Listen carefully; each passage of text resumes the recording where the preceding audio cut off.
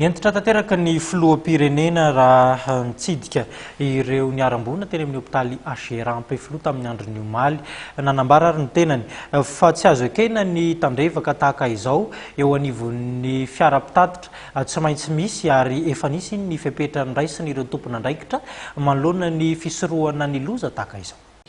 Fanamafisana sy fanaraha-maso amin'ny fandaminana ny fifamoivoizana sy ireo tanatohatra voakasika amin'izany. Io no baiko nomen'ny filoha Rajaonarimampianina omaly atao aoriana ny tranga na lozam-pifamoivoizana ny hamozana ain'olona maro sy nahitana olona naratra ampolony maro ihany koa.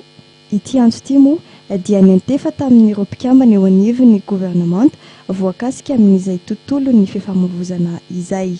Ireo tompon'andraikitra maro samihafa izay miadidiny eo amin'ny fifamoivoizana sy ny fitaterana mba anamafy ny fanaraha-maso ny fandaminana ny fifamoivoizana sy fitaterana eto amin'ny firenena zay le hoe sécurité routière.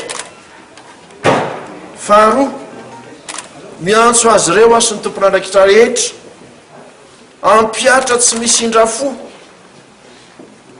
ny famaizana voatondro ny lalàna manan-kery eo amin'izay miopefy sy mpandika ny lalàna. Niantefan'ny antso ihany koa ireo mpitatitra sy ny coopérative. Ankoatra io, amafisina ny fanaraha-maso eny amin'ny sampana miadita ny fitsarana fiara ary nanome baika ihany koa ny filoha amin'ny ampidirana ny mpiasan'ny bianco anamafy ny fanaraha-maso eny toerana.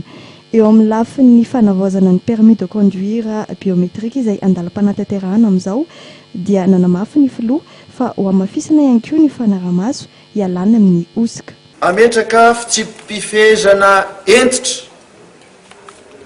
entitra ho an'ny mpamily mba ho mpamily matianina no alay nitondra andreny fiara ireny, mba ho mpamily matsiaro tompon'andraikitra satria dia miantoka ny ain'ny mpandeha izy sy miantoka ny filaminam-bahoaka.